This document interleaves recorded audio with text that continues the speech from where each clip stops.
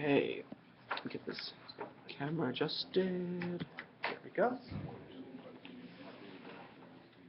Any other questions before we move on to muddiest points? Last class. So again, if anyone just came in as a correction to the assignment, I will type this up and email it to everyone at some point later today. So you will get a copy of it. But yeah. Okay. So a couple muddiest points from last class that I'm going to go over.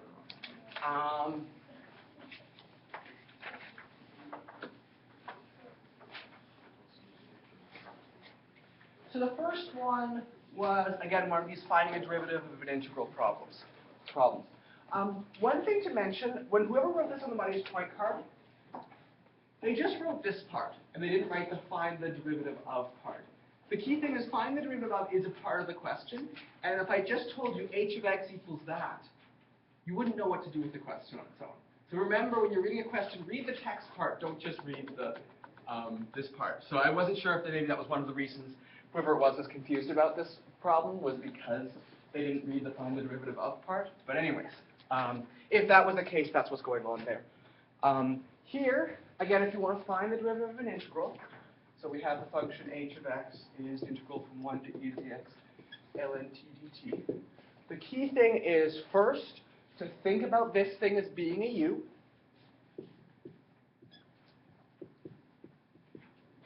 And what we're doing when we're taking the derivative is we're going to take the derivative as if the u was just an x, right?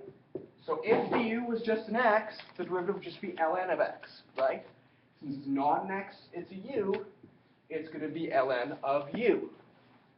Right? This is using the chain rule, right? If there's something we wish was just an x, take the derivative as if it was just an x, and then we have to multiply by the derivative of that thing.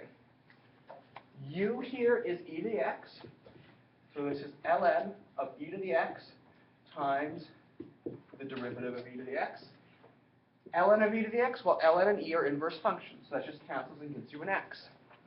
The derivative of e to the x is just e to the x. So the derivative of this function, h of x, is x times e to the x.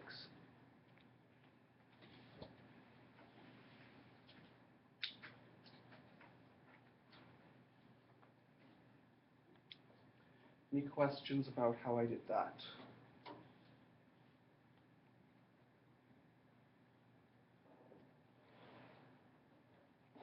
Okay. The next thing I'm doing, because I had a couple different questions about substitution on the muddiest point cards, is I'm going to go over, one person sort of just said, go over one example of each way of knowing how to do substitution. And so I'm going to do that. So if you remember in the substitution section, I gave 3 guidelines for doing substitution for how to pick what your u is. And every single substitution problem fits into one of those 3 guidelines. And so here are 3 examples, one using each of the guidelines. So the first example, integral from 0 to 1 x squared e to the x squared e to the 2x cubed dx. That's one that you're doing using the first guideline. The first guideline says that if you have one function inside another function, call the inside function u. Here we have a 2x cubed inside an e to the x, so we're going to have to call that 2x cubed u. So if u is 2x, did I type it out wrong? No, I read it right. I don't know why I was confused myself. Anyways, so if u is 2x cubed, take the derivative. Du is going to be 6x squared dx. Right? Now what we have here is not a 6x squared, but just an x squared. So what I'm going to do is I'm going to divide both sides of this by 6. So du over 6 is x squared dx.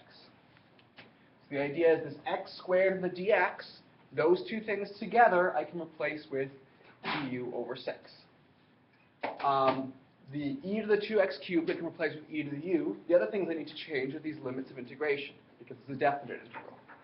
So when x is 0, u is 2 times 0 cubed, which is 0. So the lower limit, when x is 0, will be replaced with u is 0. when x is 1, u is 2 times 1 cubed. 2 times 1 cubed is 2. So the upper limit I will replace with 2. So this integral will become the integral from 0 to 2. The e to the 2x cubed will become an e to the u. The x squared dx will become a du over 6. Then I can pull a 1/6 out front as a constant. And I've just got to integrate e to the u du. The antiderivative of e to the u is just e to the u. I've got to do it from 0 to 2. So it's going to be 1/6 times e to the 2 minus e to the 0, which is 1/6 times e squared minus 1.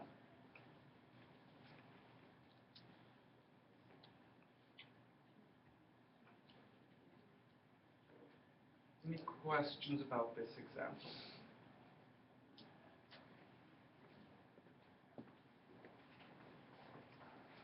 Again, this is an example using that first guideline. How am I picking my u? I'm picking my u to be the inside function here.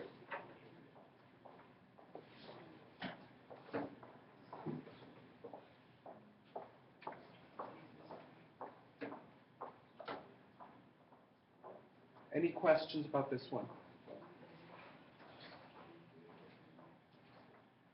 Okay.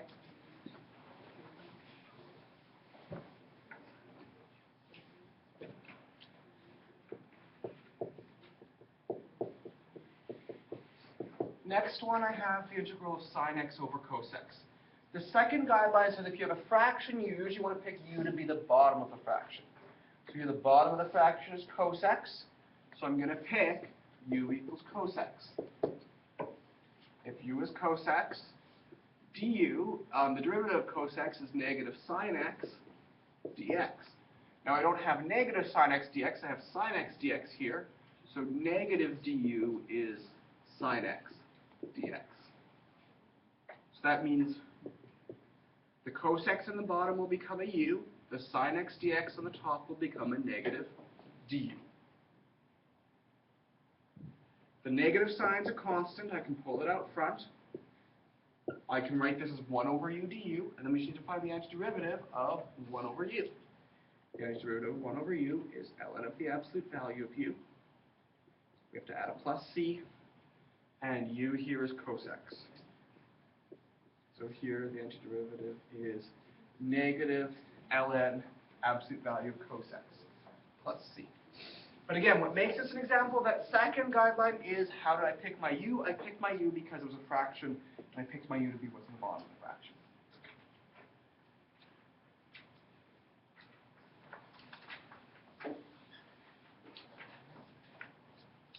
So this is number 2 from the slide.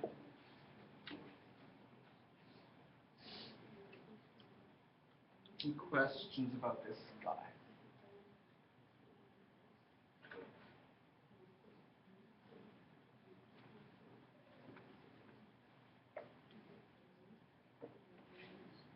Okay, so the third one.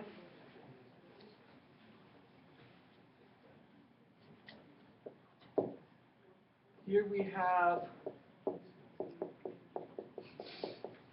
this guy. 1 over square root of x times 1 plus x dx. Now this is one that I actually showed on one of the slides before, but I've written in a different form. And the different form I'd written it in was like this. 1 over 1 plus x times 1 over square root of x. If I was going to give you this one you want to test, I would say, hint, write it like this. And the idea is that when you write it like this, so if you try this one using the first guideline, taking whatever's inside the brackets and calling it u, that won't work. You can try doing that all you want, it won't give you something you can integrate. If you try doing this with your second guideline, taking everything that's on the bottom and calling it u, try that, it will still not give you something you can find an antiderivative of. The key thing in that case, you won't be able to figure out you won't be able to find anything in here to become du. So, in order to make this thing work, we're going to have to use the third guideline, which is the third guideline says if we have something that's really annoying, figure out what is it the derivative of, and call that thing u. So this 1 over square root of x dx is the thing that's really annoying to us. is we want to figure out what is this thing the derivative of. It turns out 1 over square root of x, right, if we take the derivative of x to the 1/2, that's 1/2 x to the negative 1/2, which is 1 over 2 square root of x. So this 1 over square root of x is very closely related to the derivative of x to the negative 1/2. So the u I'm going to pick, or x to the 1/2, sorry. So the u I'm going to pick here is going to be square root of x, or x to 1/2, the same thing. My du is going to be 1 over 2 square root of x dx. So I pick my u to be square root of x, my du becomes this. So then this thing that I have circled in green, well, it's closely related to this guy, right? If I multiply both sides by 2, that thing I have circled in green is actually 2 du. So this thing here, I can replace with 2 du. 1 over 1 plus x, what can I replace that with? Anyone have any suggestions? 1 plus u squared? Yeah. Since u is the square root of x, x is u squared. Right? If we square both sides of this equation, we get the fact that x is u squared. Which means this x down here, I can replace with u squared. This 2 is a constant, I can pull it out front. And then I'm just trying to find the derivative of 1 over 1 plus u squared. That's what, or the antiderivative of 1 over 1 plus u squared. That antiderivative is one of the ones that we know. It's called tan inverse.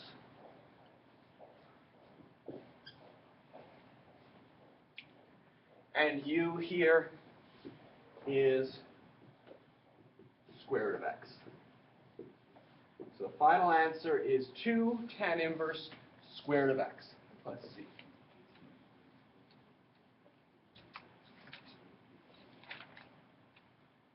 So this is an example of one that looks, if you look at the integral to start off with, it's very hard to figure out what u is.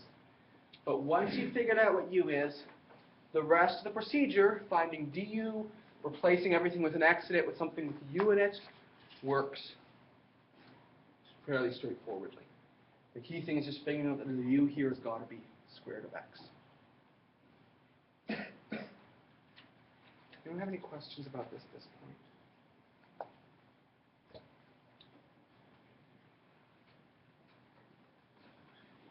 I know some of these ideas, I know substitution is definitely the hardest thing you've seen so far in this course. So if you're confused by it, that's okay.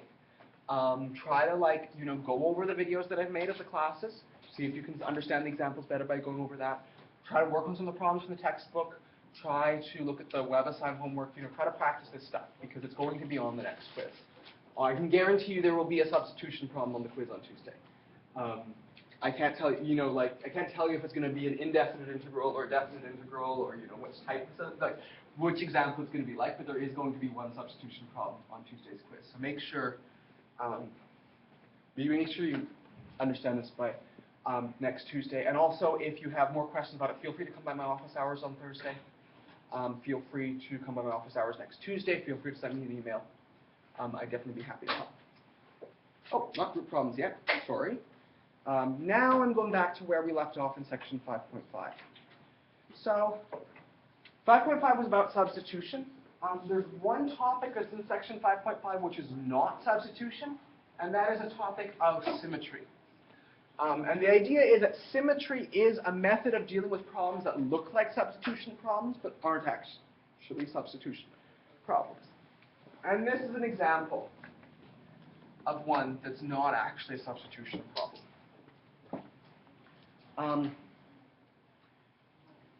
Okay, so the idea is that symmetry of a function will be important in evaluating an integral when the integral goes from a negative number to the same number but it's positive.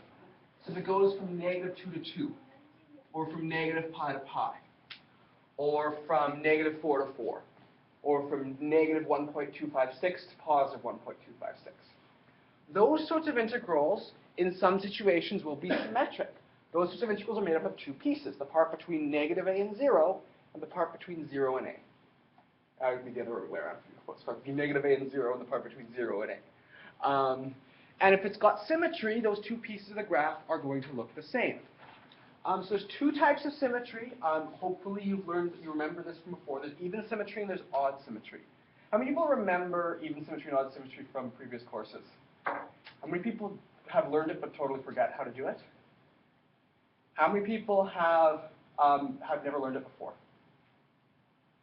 Okay, there's a fair number of people who've never learned it before. Anyways, the key things you need to know about symmetry, even symmetry is the same thing as mirror symmetry over the y-axis. If something has even symmetry, it means if you plug in a negative number, if you plug in the same positive number, you should get the same result. So if I plug in negative 2, I plug in positive 2, I should get the same result. An example of a function with even symmetry is x squared. Right, if you look at the graph of x squared,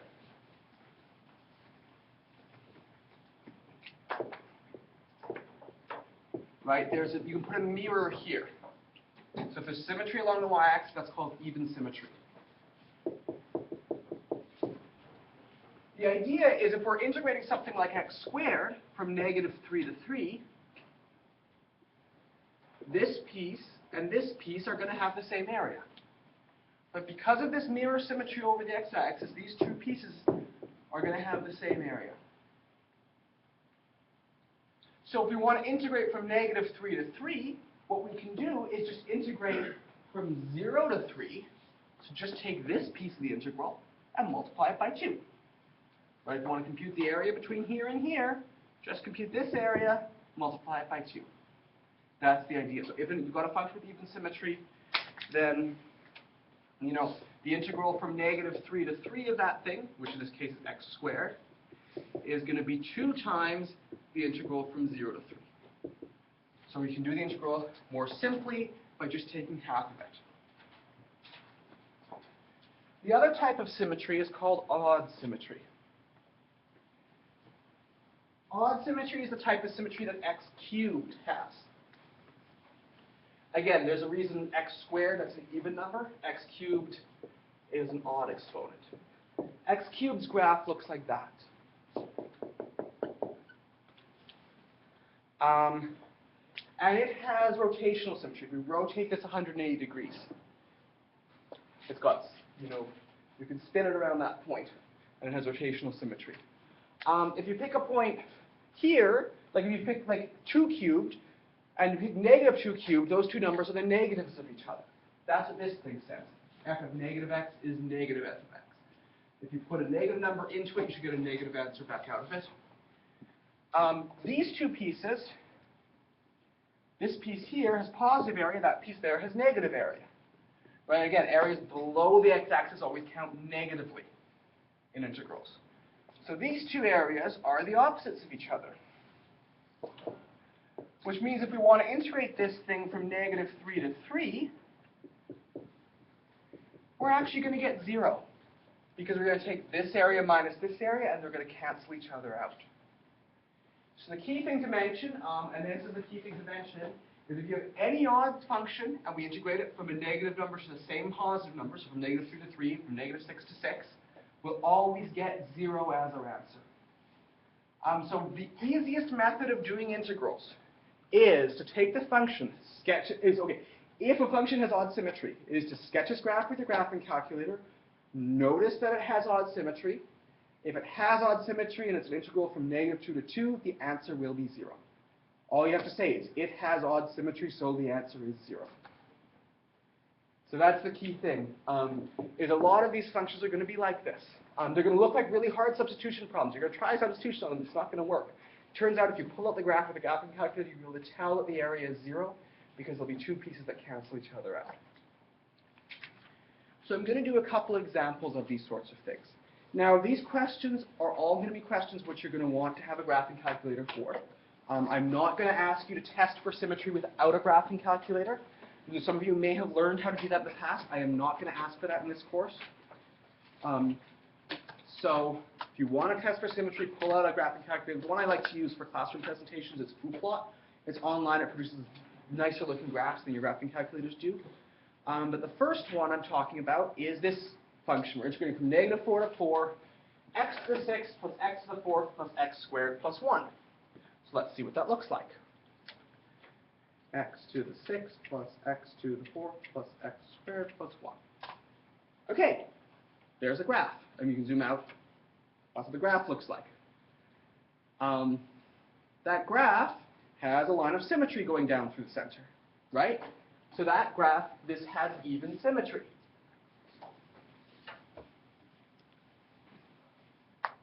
So if I'm trying to do the integral from negative 4 to 4, sorry, this is example, what's the number of this example? 11. So I'm doing example 11. I'm integrating this from negative 4 to 4, x to the 6 plus x to the 4 plus x squared plus 1. The idea is, if I want to integrate from negative 4 to 4, if I want to calculate the area from here to here, I can just take this half of the area and multiply it by 2. That's going to make our calculations simpler. So I'm going to take 2 times the area from 0 to 4.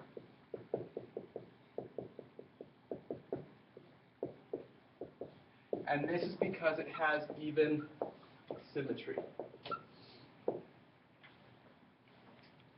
So if I want to integrate this thing from 0 to 4, I've got to take all the antiderivatives. I'm going to do that part over here because I know it's going to take a fair bit of space. So the antiderivative of x to the 6 is x to the 7 over 7. The antiderivative of x to the 4th is x to the 5 over 5. The antiderivative of x squared is x to the 3 over 3. The antiderivative of x to the 1 is x. And this whole thing has got to go from 0 to 4.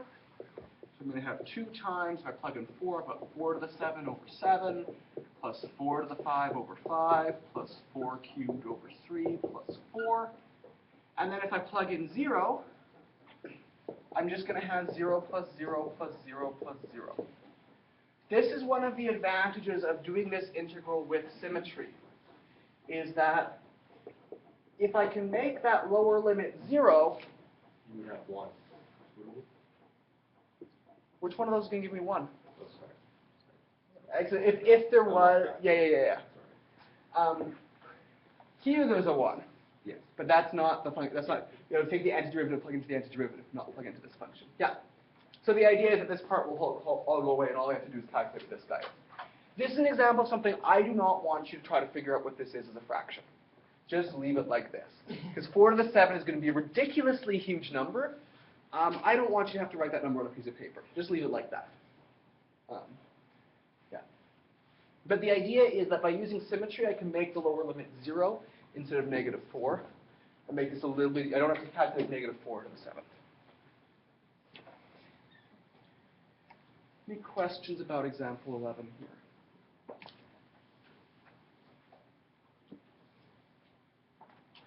Okay, example 12 here. Here we have the integral from negative pi over 3 to pi over 3 of x to the 4th sine x dx. So again, now this is something, if you ever see an integral from a negative number to the same positive number, that's when you should think maybe this is a symmetry question. So if you see an integral from negative 2 to 2, or an integral from negative pi over 3 to pi over 3, that's when you should think, okay, let's pull up my graphing calculator, see what the graph looks like, see if it has any symmetry. Well, here we're talking about x to the 4th sine x. So if we graph x to the 4th, I have to put brackets on the x, I forgot. If we graph x to the 4th sine x, that's what it looks like. Now, what type of symmetry does that graph have? On. If you put a pin in here and you spin it around, this loop up will spin around to be the same as this loop down. It has symmetry about the origin here. This part going up looks the same as this part going down. Which means if you're going to integrate from here to here, this part down below and this part above are going to cancel. So example 12, here we have integral from negative pi over 3 to pi over 3, x to the 4th sine x dx. And all we have to say is because x to the 4th sine x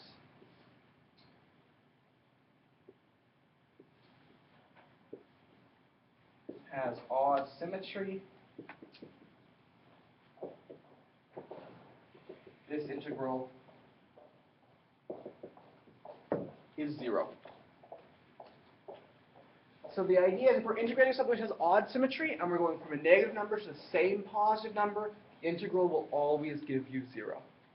Because you'll have a positive area, you'll have an area above, you'll have an area below, and those two guys will cancel each other out.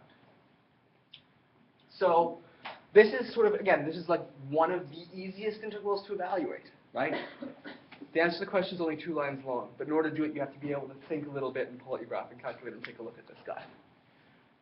One thing to mention for the midterm, for the term test, I will specifically, on the term test, sort the questions into those you should be using your graphing calculator for, and those you should be able to do without your graphing calculator. So that might give you a hint as to when you might have to use symmetry, is because if this comes up, it'll be in the graphing calculator section of the test. Yeah, there's 2 types of integrals now that you can do with your graphing calculator. Ones that have symmetry, and ones that look like either rectangles, triangles, or circles. Those 2 types of integrals you should be able to do with your graphing calculator without having to use substitution or any of that sort of stuff.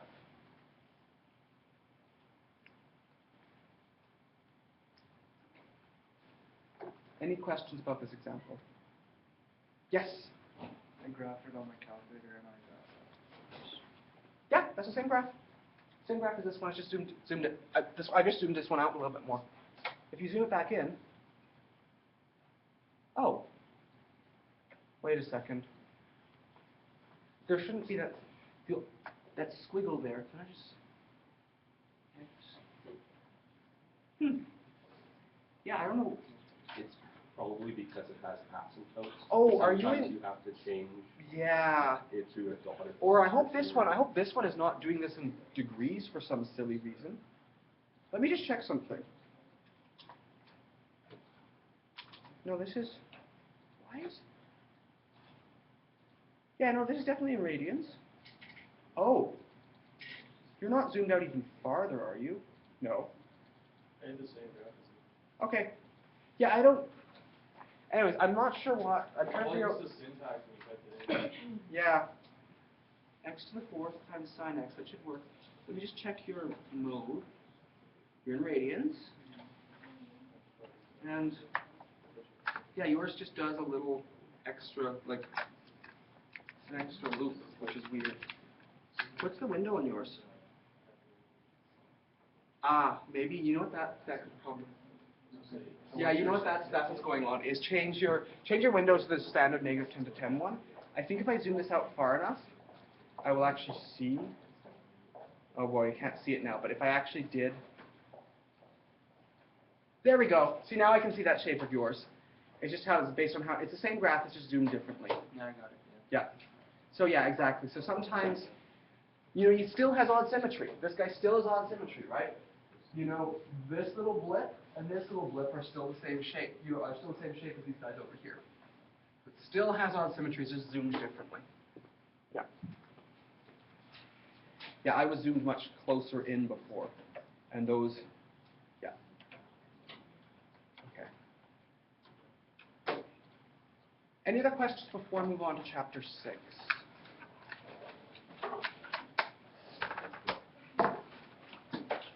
Okay.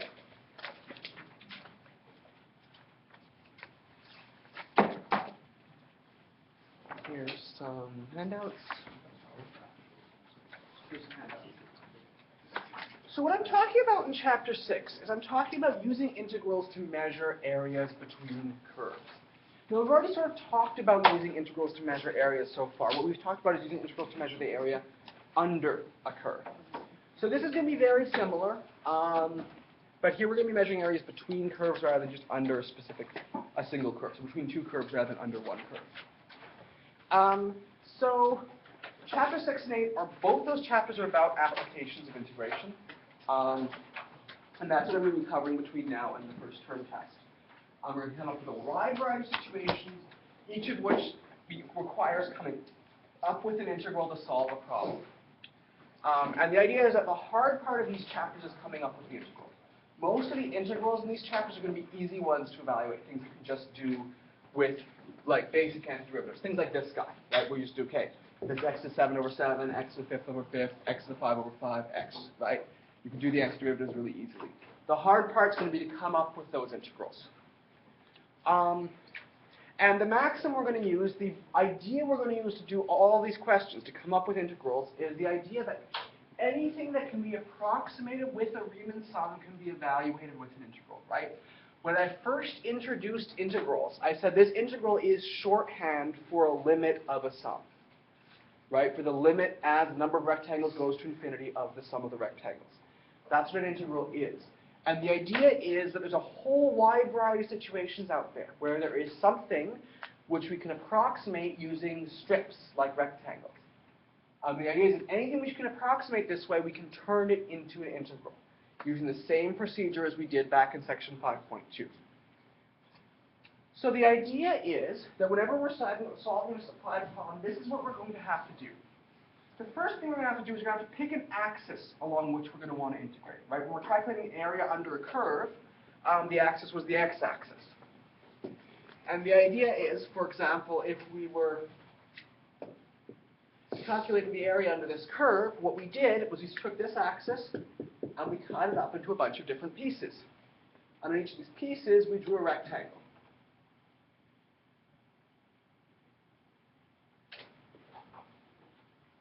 Right? So the idea is to solve any applied problem using integrals. The first thing is going to be to pick an axis that you're going to integrate along, cut that axis up into strips.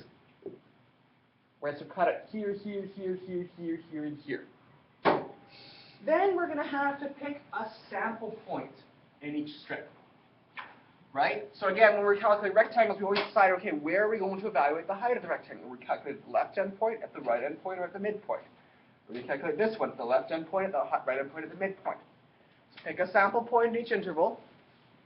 With the sample point and the width of that piece, you should be able to calculate whatever quantity we're trying to estimate. Here we're trying to estimate area, so we're going to calculate the area of a rectangle using the width times the height. If we're going to calculate something else, we'd have to do something more complicated than multiply the width by the height. But the idea is that together with the sample point and the width, we should be able to come up with a formula for whatever we're estimating. If we're estimating mass, we should be able to use those two quantities to calculate the mass of that slice. Once we've calculated what's happening on each piece, once we've calculated what's a formula for what's happening on each rectangle, we put this sum symbol in front to add all those rectangles together. Right? That sum symbol means we're adding up all the rectangles. And then, once we have a formula for this thing as a Riemann sum, we can turn that Riemann sum formula into an integral formula by replacing that sum symbol with an integral sign.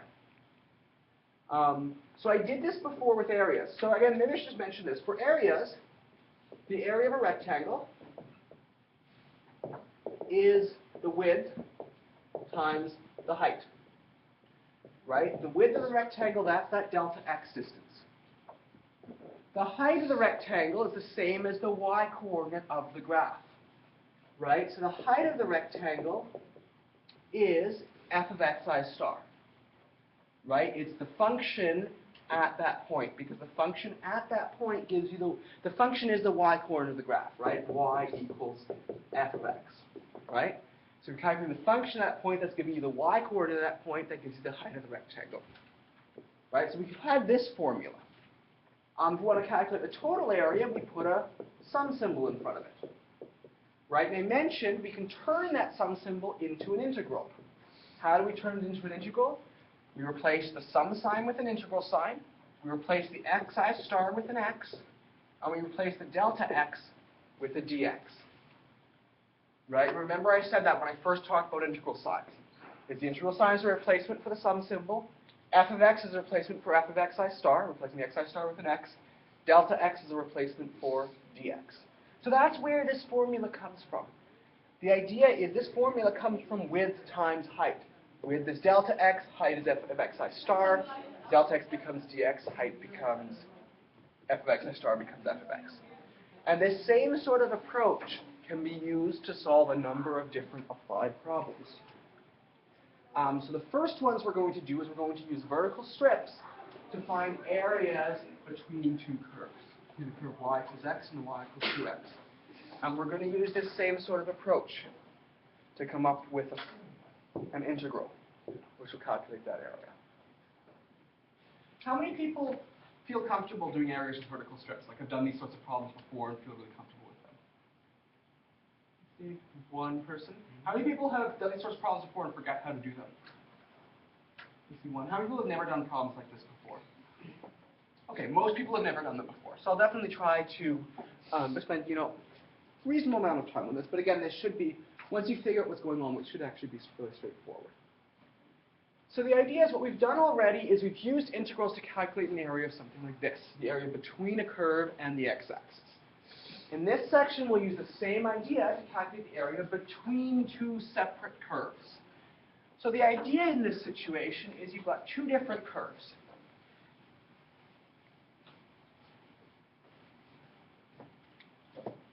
You've got one curve up here, which is f of x, one curve down here, which is g of x. And again, whenever you're integrating, you always have some, limits of integration, a and b. So the area we're trying to calculate is this green area here.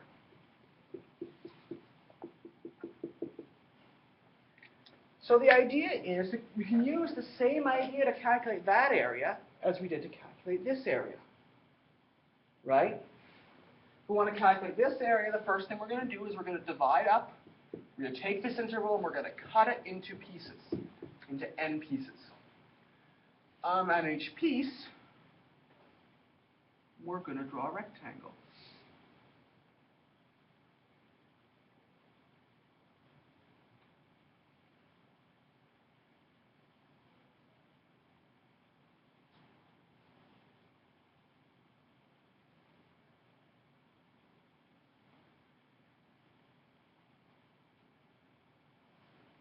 That's that one, that's that one. It should just be one more. Sorry, they don't quite line up with the intervals, but there should be the same number of rectangles as there are intervals in that picture, so each one should line up. So the idea is we can cut the interval into pieces. On each piece, we draw a rectangle. Now the question is, we're trying to calculate area. So the question is, what is going to be the formula for the area of a rectangle? Well, the same idea. The area of a rectangle is the width times the height.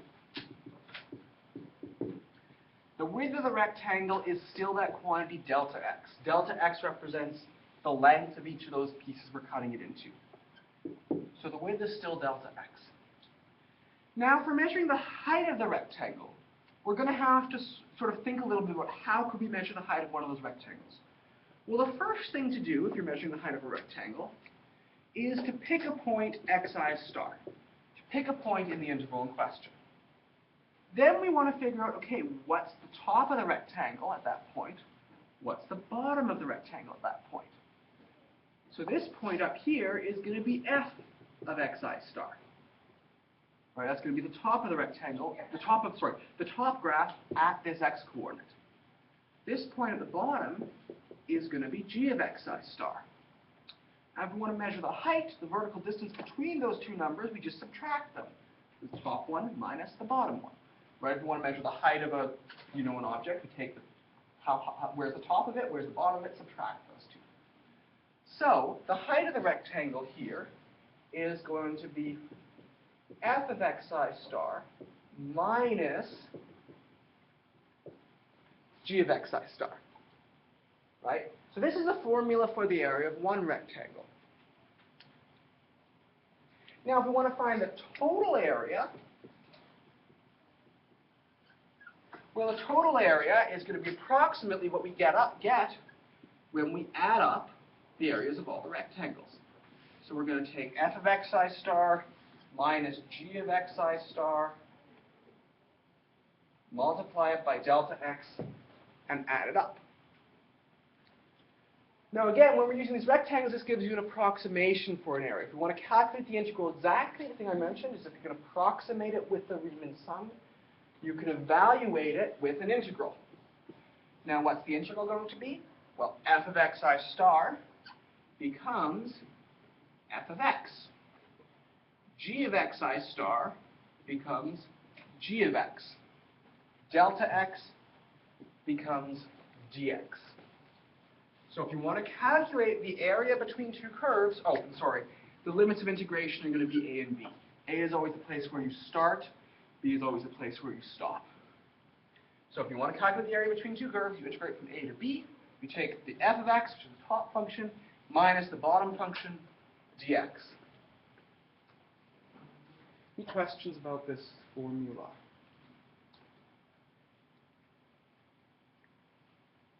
That's only going to work if one is greater than the other. Yes, So- exactly. If they switch positions or something like that, it's going to be more complicated. I'll deal with that later. So I just want to do an example of one of these situations. So here, calculate the area below y equals square root of x plus 2 and above y equals 1 over x plus 1 between x equals 0 and x equals 2. Wait, I should be erasing this one. Sorry.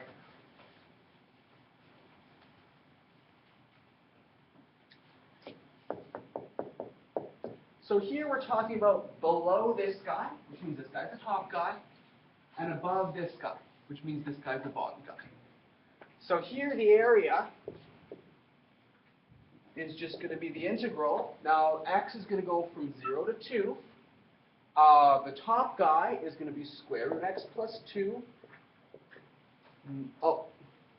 minus the bottom guy, which is 1 over 1 plus x dx. All right, that's the formula for the area. We integrate the top function minus the bottom function. Now, I'm going to integrate this by splitting it up into two separate integrals.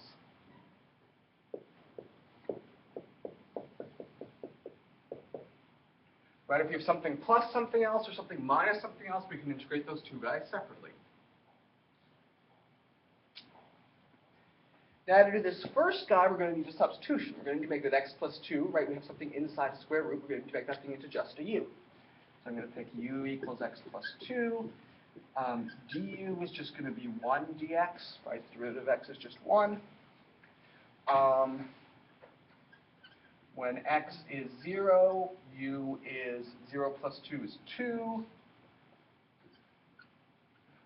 When x is 2, u is 4. So this integral will become the integral from 2 to 4. Square root of x plus 2 will become square root of u. Dx will just become du. Because du and dx are the same in this case. Now if we want this guy, we're also going to need substitution. Here u is going to have to be what's on the bottom. Du is going to be 1 dx. Here, I'm going to call this v, because this is not the same thing as this u. And sometimes it's good to use a different letter if you're doing a second substitution. When x is 0, v is 1. 1 plus 0 is 1. And when x is 2, v is 3. And that means this integral will become the integral from 1 to 3 of 1 over v dv. Right, 1 over 1 plus x will become 1 over v. Dx will become dv.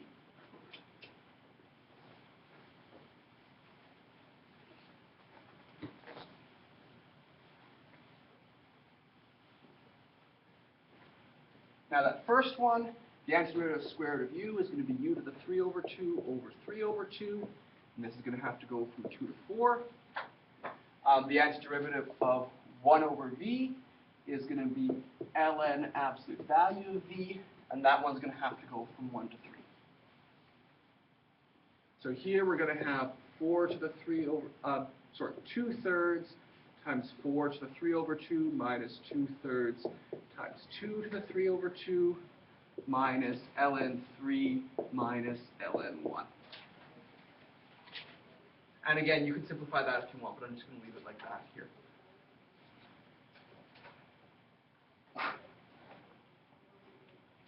Again, I'm just plugging these two guys into here, plugging these two guys into here. And note that here I'm subtracting this thing, and the same thing as subtracting the whole thing. I also didn't write the absolute value signs because the absolute value of 3 is just 3. The absolute value of 1 is just 1. So that's why I didn't have to write the absolute value signs anymore. Any questions about example 1?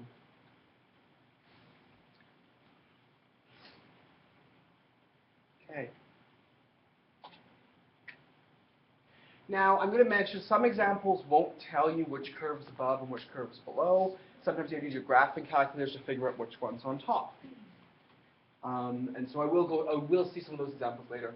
Again, this one, it said the area below this guy and above that guy. So in that case, you already sort of know which one's above and which one's below.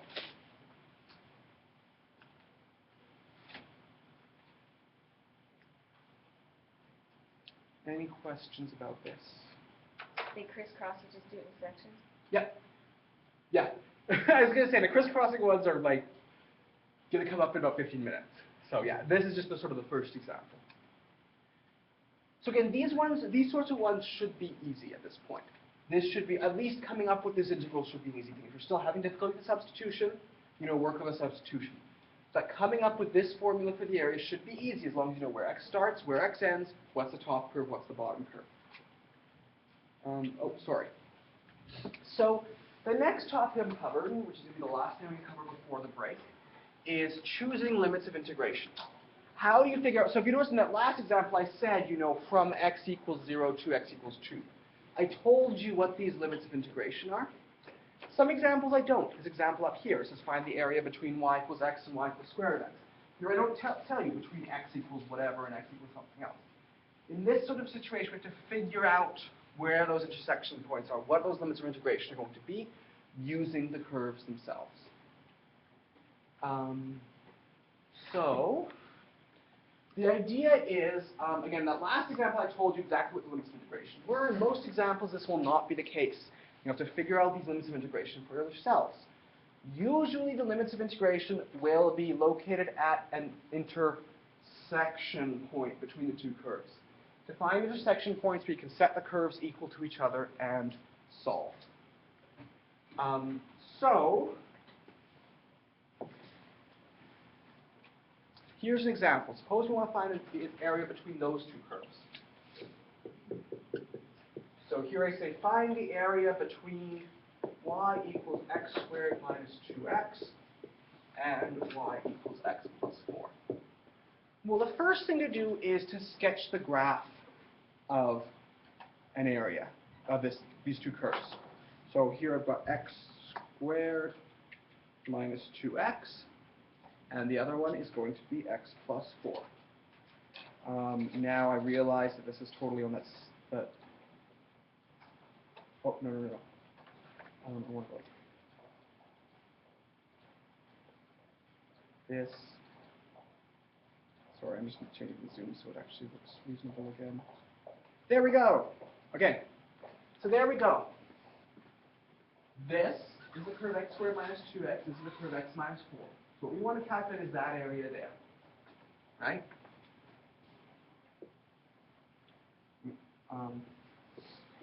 We want to calculate this area here. And the idea is, in order to calculate this area as an integral, we need to know what are those two intersection points. What are the x values of these 2 points? Now you can find those sort of from your graphing calculator, but I would like you in general to sort of show your work as to how you would do this algebraically. The way you do this algebraically, set the 2 curves equal to each other. Let's move everything to the left-hand side. X squared minus 3x minus 4 equals 0. We can factor this. This factors x minus 4x plus 1.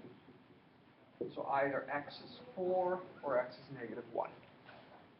Right? And if you look at this graph, this guy occurs at x is 4. This guy is at x is negative 1. So what we're getting from our graph and what we're getting from the algebra are the same result. Those are those 2 intersection points. Again, to figure out where the 2 curves cross, we can set them equal to each other and solve.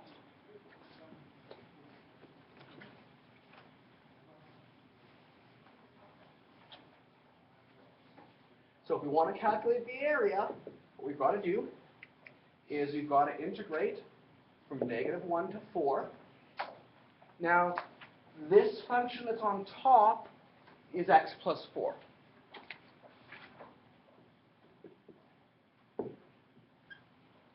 The function's on the bottom here is x squared minus 2x. So the integral is going to look like that. X plus 4 minus x squared minus 2x. So this will simplify to x minus negative 2x is 3x plus 4 minus x squared. And then the antiderivative of 3x is 3x squared over 2. The antiderivative of 4 is 4x. The antiderivative of x squared is x cubed over 3. This whole thing has to go from negative 1 to 4. If we plug in 4,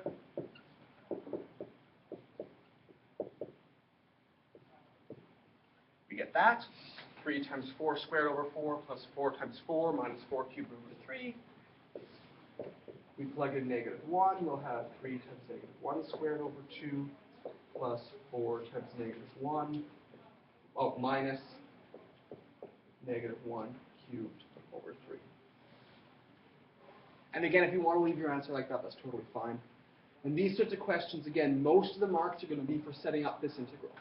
Most of the marks are going to be for, drawing a picture, figuring out what the intersection points are, setting up the integral. Actually evaluating the integral is, again, stuff that this should not be the difficult part of the question at this point. Unless it's substitution, in which case I totally understand why that's still difficult for you. Any further questions about this example?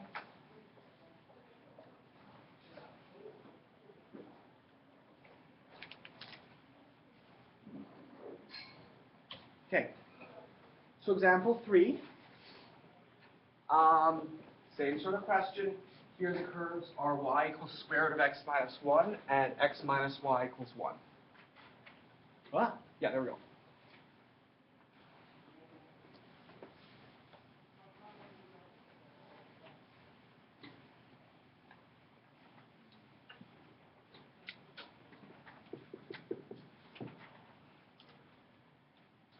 So here we have two curves of y equals square root of x minus 1 and x minus y equals 1.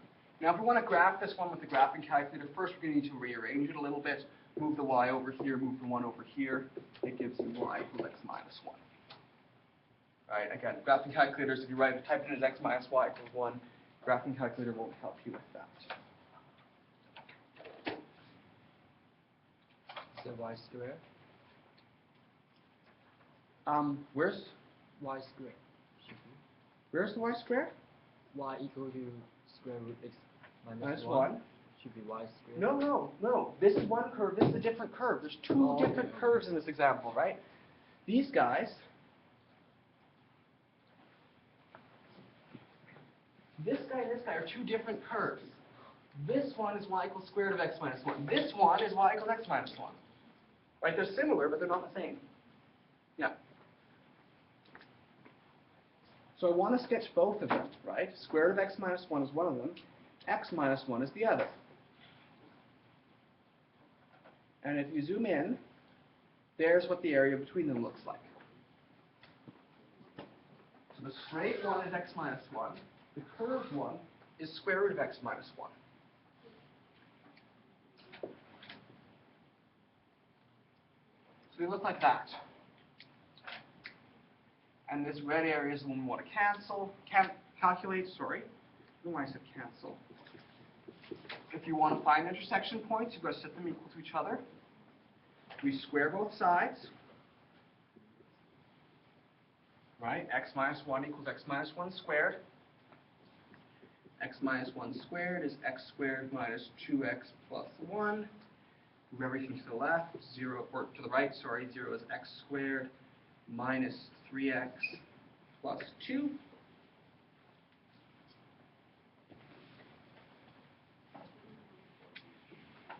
We can factor that. X minus 2, x minus 1. So x is either 1 or 2. Again, these two intersection points are 1 and 2.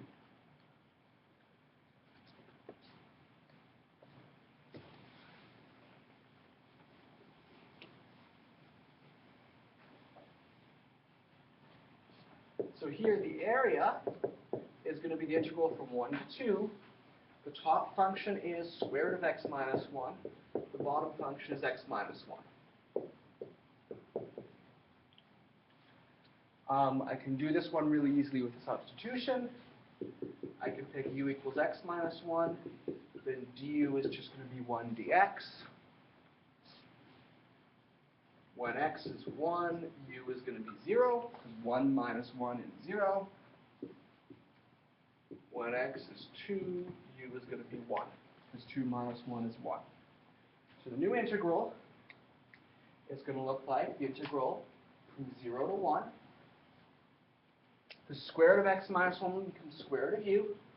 X minus 1 will just become u.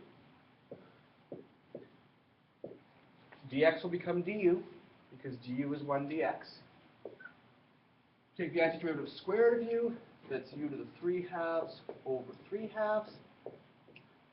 The antiderivative of u is u squared over 2. Right, again, those both go from 0 to 1. I plug in 1. I'll get 1 to the 3 halves. Okay, dividing by 3 over 2 is the same thing as multiplying by 2/3. So it's going to be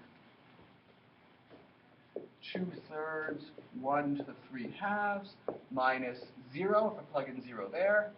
Here I'm going to have 1 squared over 2 minus 0.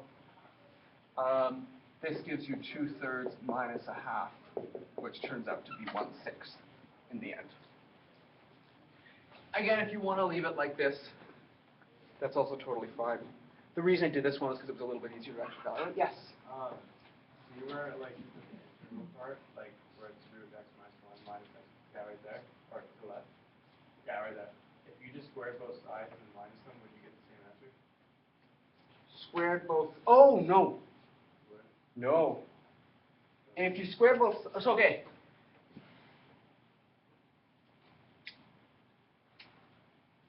So here's x minus 1 squared. This is x minus 1. The area between x minus 1 and x minus 1 squared is not the same as the area between x minus 1 and this guy. If you square both sides, you're actually sort of, in some ways, you're actually sort of squaring the area when you do that. So you have to use. You have to use the actual functions. You can square both sides when you find the intersection points, but you cannot square both sides. It'll be like saying that if you had an integral of x gave you something integral of x squared would give you the same thing. It doesn't. Yeah. Yeah. But thank you for asking, because, yeah, that's something some people might. Yes? So if you hadn't like altered the function by squaring it, could you have used that one that's on the bottom there that kind of includes both of them? Yes, but if you hadn't altered by square, you wouldn't even be able to find these guys. Yeah.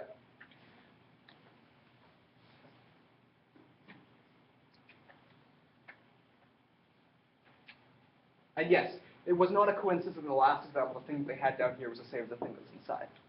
But yeah, the squaring it sort of screws that sort of idea up. So you should always try to get in the habit of writing out these guys. I'm going to do 2 more examples, and then I'm going to give you folks the break. I know the break's going to be a little bit late today. I just want to get through this topic because I've had some questions about this already. So these are all sort of fairly straightforward problems in that the area we're talking about just looks like sort of one little region between one curve and one other curve. Sometimes when we're calculating an area, we actually need more than one integral to do it. And the reason we might need more than one integral to do it is because what will happen is which function is on top and which function is on bottom might change. One way it can change is if the 2 functions switch positions, if they cross over each other. Then something that's on the top at one part of the integral might be on the bottom at a different part of the integral. The second way this can change is that sometimes we're dealing with like a triangular region. We have 3 curves rather than 2 different curves. And so I just want to show you how to do both those sorts of situations. Those are sort of the harder area problems. So here's an example of one of these harder ones, between cos x and 1 minus cos x.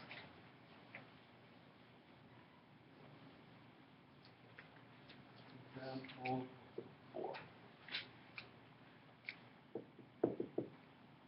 2 curves are cos x and 1 minus cos x.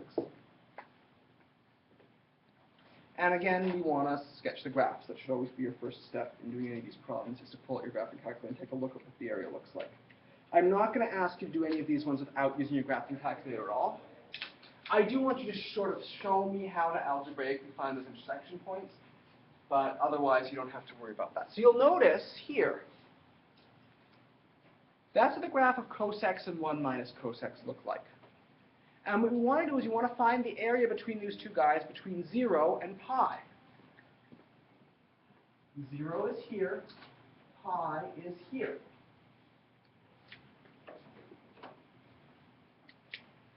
So cos x, 1 minus cos x, here's pi. Sorry, come back down a little bit before pi. So pi is there. So you'll see that the area we want to find has two different pieces. It has a red piece and a green piece. And the place where it switches from one piece to another is that place I've circled in green.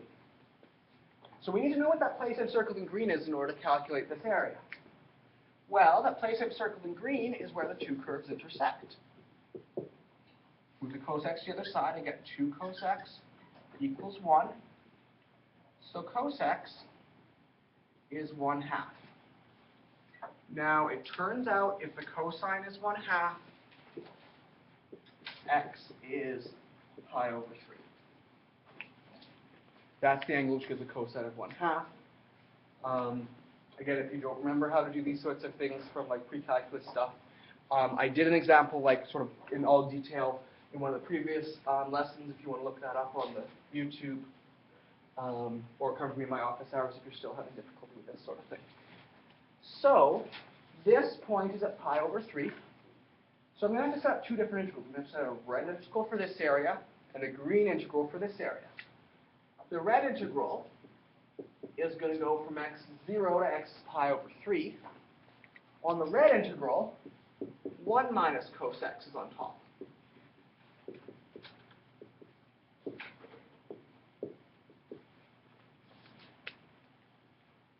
Then I'm going to have a green integral. The green integral is going to be between pi over 3 and pi. And on the green integral, cos x is on top. So in the green integral, I'm going to have cos x minus 1 minus cos x dx. You have to do those two integrals separately. Now the red one, this whole thing can simplify to 1 minus 2 cos x. The antiderivative of 1 is just x. The antiderivative of 2 cos x is 2 sine x. I'll go from 0 to pi over 3.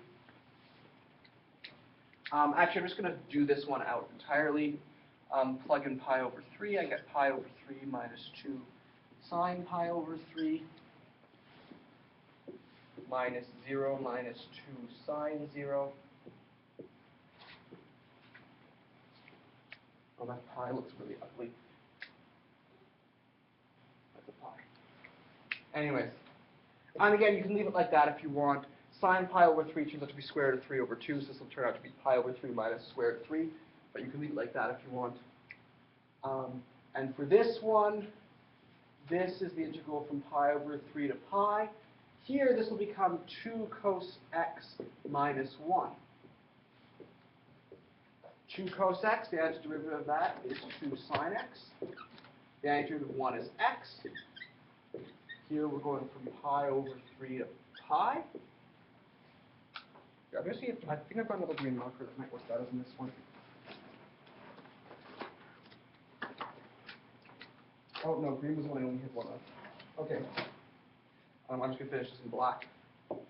So it's going to be 2 sine pi minus pi minus 2 sine pi over 3 minus pi over 3.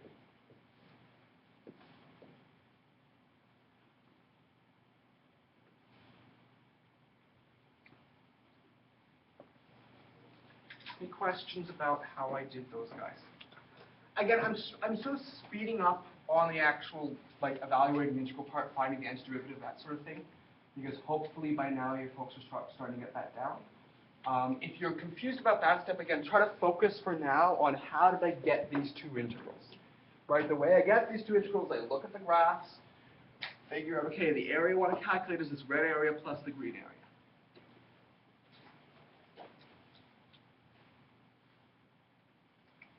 Any other questions about example 4? Again, as long as you've got no more x's in your answer, you can totally just leave it like this, as this thing plus that thing, the red thing plus the black thing, in the end. Sorry, that's not the same thing as the x equals pi over 3 on the other side.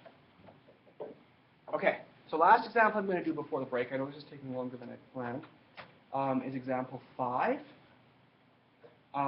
Here we want to find the areas between y equals a quarter x squared, y equals 2x squared, and x plus y equals 3. So here we have 3 different curves rather than 2 different curves. And that's what's causing the difficulty here.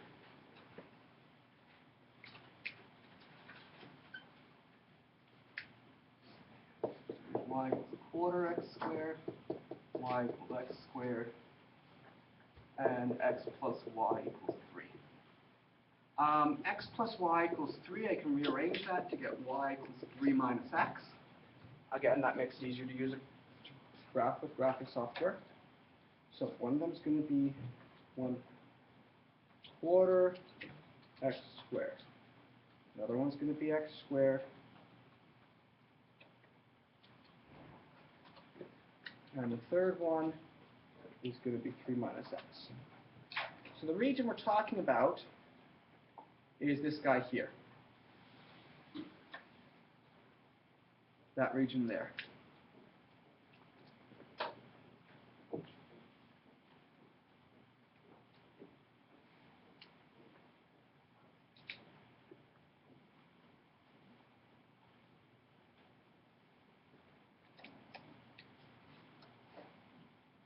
This is y equals x squared. This is y equals a quarter x squared. And this is y equals 3 minus x. Now the key thing here is this is another situation where we're going to have to split this up into 2 separate integrals. What we're going to have to do is we're going to have to cut it right there. And in this blue region, we'll have 3 minus x on top and a quarter x squared on the bottom. In the green region, we have x squared on the top and a quarter x squared on the bottom. Right, so here, which functions on top does change? It changes right there. So the things you've got to find, we've got to find this intersection point, we've got to find this intersection point, we've also got to find that intersection point. This first intersection point is where x squared meets a quarter x squared. Right, move the quarter x squared to the other side, we'll get 3 quarters x squared equals 0. Right, 1 minus quarters, 3 quarters. Divide both sides by 3 quarters, x squared is 0, square root both sides, x equals 0. Great. So we know where that point is. That x equals 0. Now let's say we want to find this point. This one up here,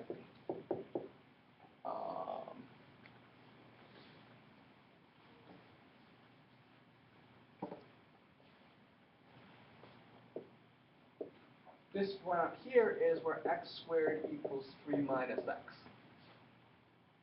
So x squared plus x minus 3 equals 0. Now this is one of these annoying ones that doesn't factor. So to solve that equation, what we're going to need to use, we're going to use the quadratic formula.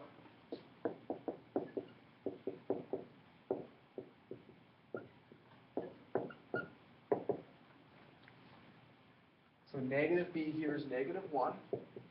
B squared is 1. 4 times 1 times negative 3 is 12. 2 times 1 is just 2.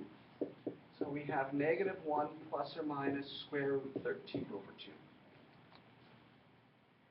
Now the question now is, This one is which one of those two? Is it negative 1 plus square root of 13 or negative 1 minus square root of 13?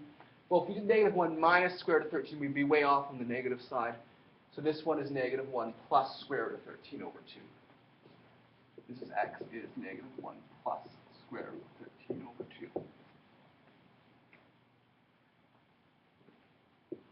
And this intersection point comes where a quarter x squared equals 3 minus x. Now this one's going to turn out to be easier to solve if I multiply both sides by 4. So I get x squared equals 12 minus 4x. So x squared plus 4x minus 12 equals 0. And that should factor, if I've done it right. 6 and 2, yes. X plus 6, x minus 2. And of course, which one of those is this one? This one's clearly 2, it's not negative 6. So that, guys, x equals 2. So,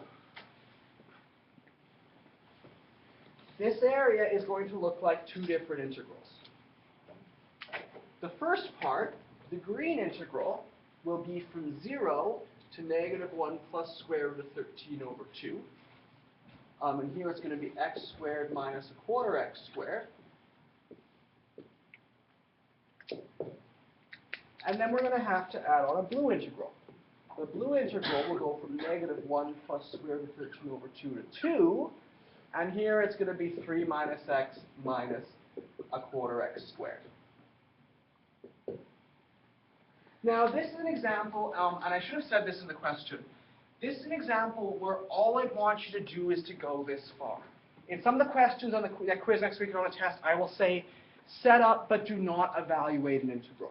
That means get as far until you have an integral. Don't bother trying to integrate it. Don't bother trying to evaluate this one. It would be too hard to actually evaluate. So just get this far until you have an integral written out. Stop there. So I'm definitely like 20 minutes behind schedule now. I was 15 before. But I've gotten through this section and just have time for your break. So take a break till 1 o'clock, and they'll come back. Yes? With that graph, there's another area to the left of the y-axis that's between three Now, graphs. Would we? here's the original question. I didn't write that down, but it did say for x bigger than or equal to 0. Now, in this is an example of a question that if I was going to give you something this complicated on the test, I would probably draw this picture on the test and say, find the area of this shape. I probably wouldn't, there's some of the test questions I will do more for you than the book does. I will, give you a picture of it already on the test, for example. I might, for example, tell you what this intersection point is, not make you have to find this quadratic formula, that sort of thing. But yeah, take 10 minutes. We're starting again at 1 o'clock.